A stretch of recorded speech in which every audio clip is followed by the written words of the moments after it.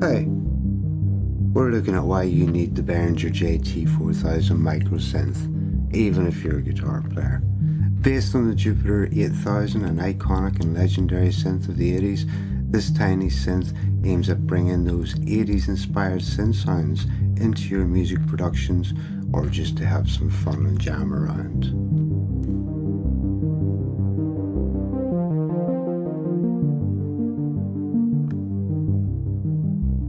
Awesome stuff. So, at the price of around £50 in the UK, JT-4000 has 2 LFOs, that is 2 oscillators with a variety of 7 waveforms, analog filter, 16 touch-sensitive keys, and MIDI over USB-C. We have a USB-C power input, and if you're using a DAW controller, it'll provide your MIDI. We have a power switch to turn it on, we have a volume to turn it up, and we have a phone's output, which can also be connected to a mixer or an interface and uses a line out.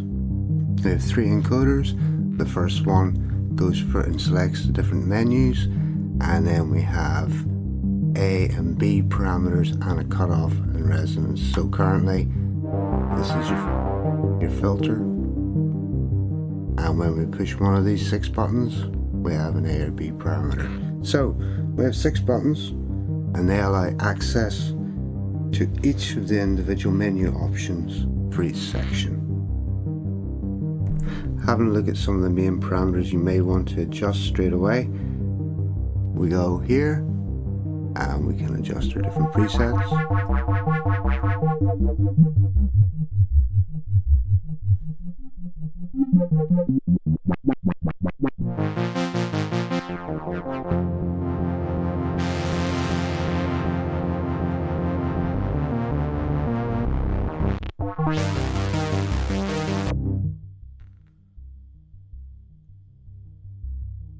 Okay, and then we have our filter, cutoff, resonance. So first off, we go settings, and if we scroll to the very first page, you can see here we have our octave, so we can change the octave from where this keyboard is playing.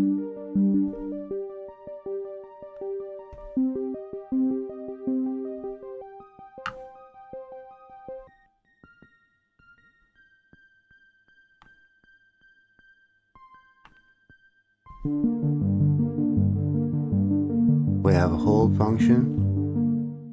Currently, when we push a key, it stops, hold is on, it holds that note or chord.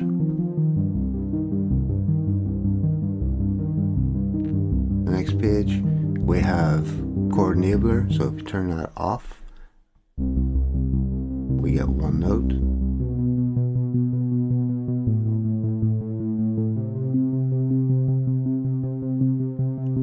When we turn it on, we have an octave, a fourth, a fifth, major chords, minor chords, an EDM chord, if I can get it there. Oh, wrong one. EDM, EDM2, and jazz. I really like EDM1. And then beyond here is system stuff, so we're not going to worry about that just for the moment. Go here and go into the ARP. Currently the ARP is running, so go back to the first page, turn it to key,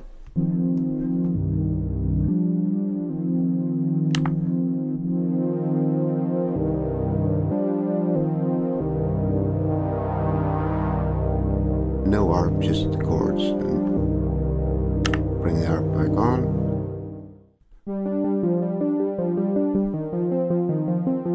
Next page, we have an up, down, we have a down, and we have an up. We have a tempo,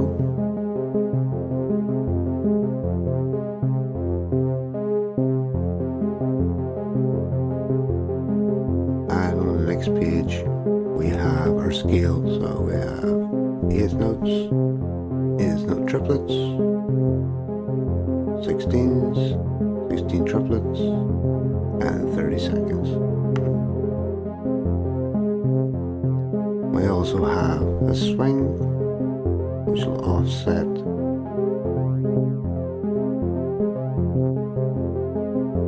like so. This is your internal or external trigger for your ARP, not to worry, I'm standalone. So,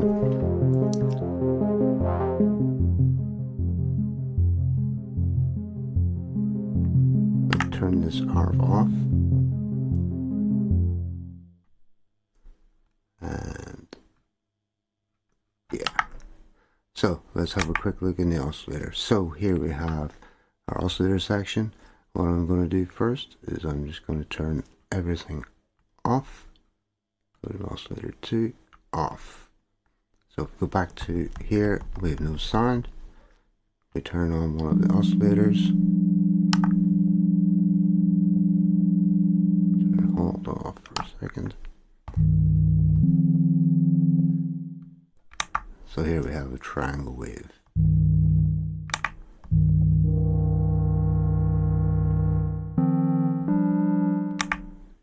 Next one up, square, pulse width, which has a B parameter.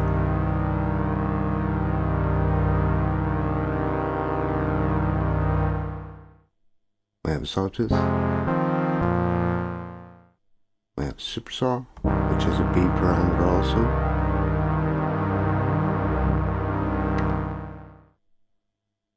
We have FM, also with a B parameter.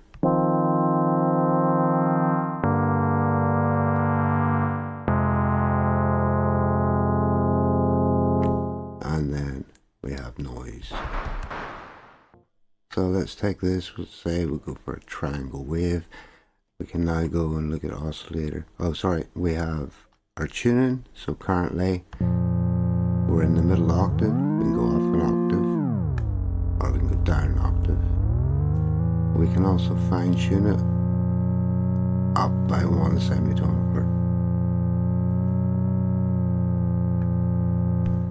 The next oscillator then, let's turn on, let's see, we'll try pulse width.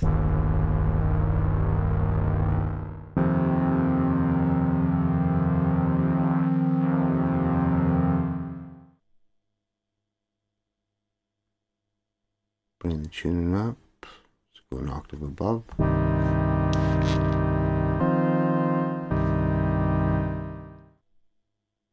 Back down to lower octave. Okay. Let's see what else we can do. Saw. Ooh. Change that.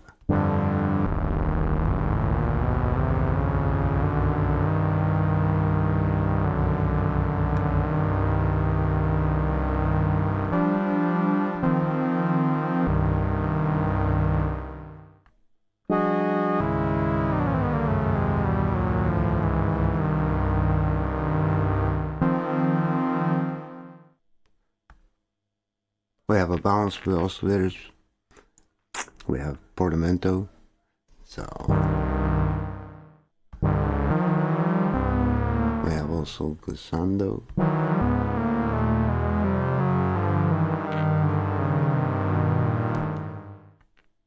Amazing. Okay, so let's reset this back. So back to LFOX. So in here we can modulate what happens a little bit. So here, this is the triangle wave. It's going to modulate our voltage controlled filter. So let's change it to square wave. Go to the next page. We'll add some speed and a bit of an amount.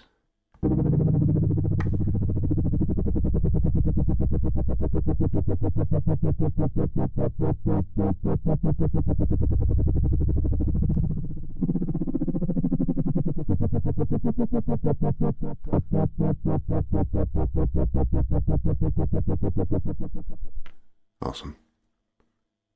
Next page we have LFO2, which gives more of a modulation on the pitch, so it's set on triangle. Let's give it a command.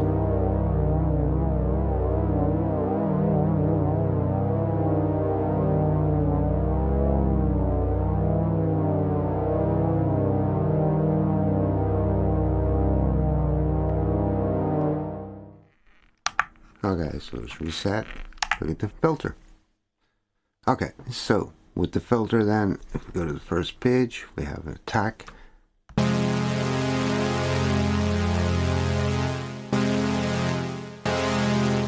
So let's go give it some amount.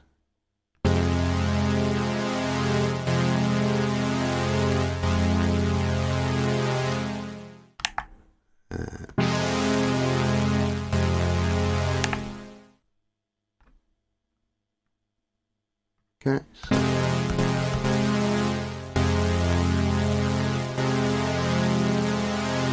We have a decay.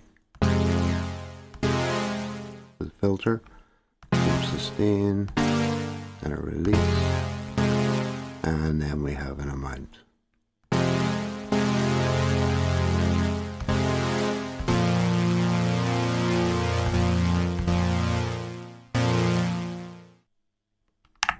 We have our amp, so we have attack, slow attack, we have our decay, and sustained release, shorten that down.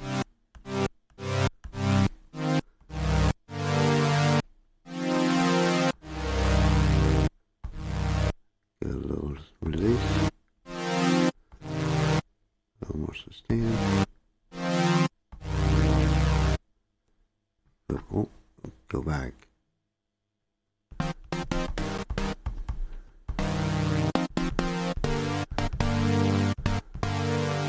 Okay, and we'll reset that.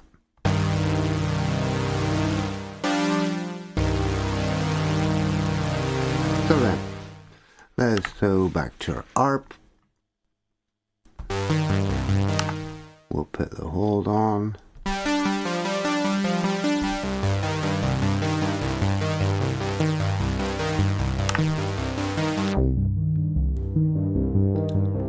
And the oscillator.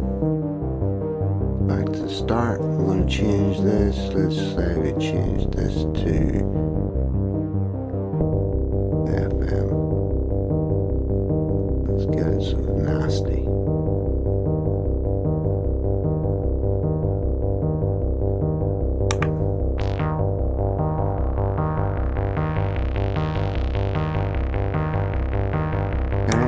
We'll go and we'll check this. Let's put this on a square wave.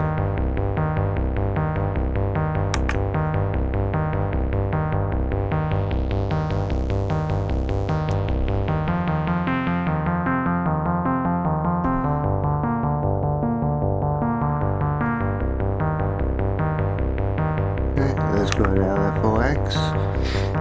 And what we're going to do is go back, we're going to take this, we're going to make this extreme, we're going to go to square wave, next page, give it some amount, and then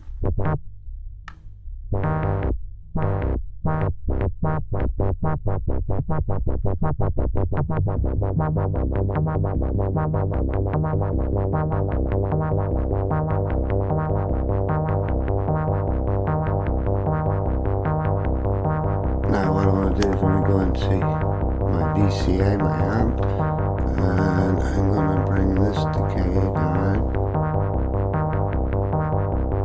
and I'm going to bring the sustain.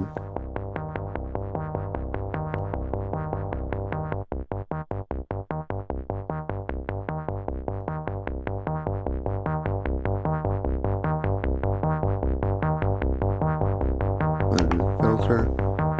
We'll give it a little bit of something to hear what it does, and then let's see.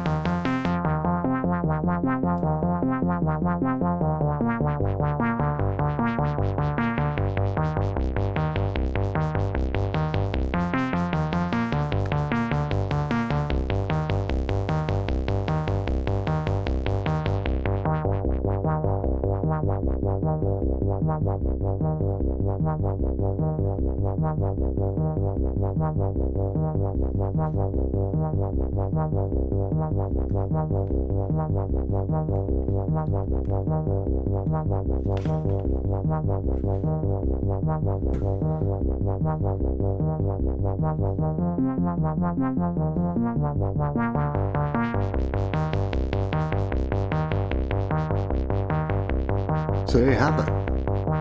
Should you get the Behringer JT-4000 Micro?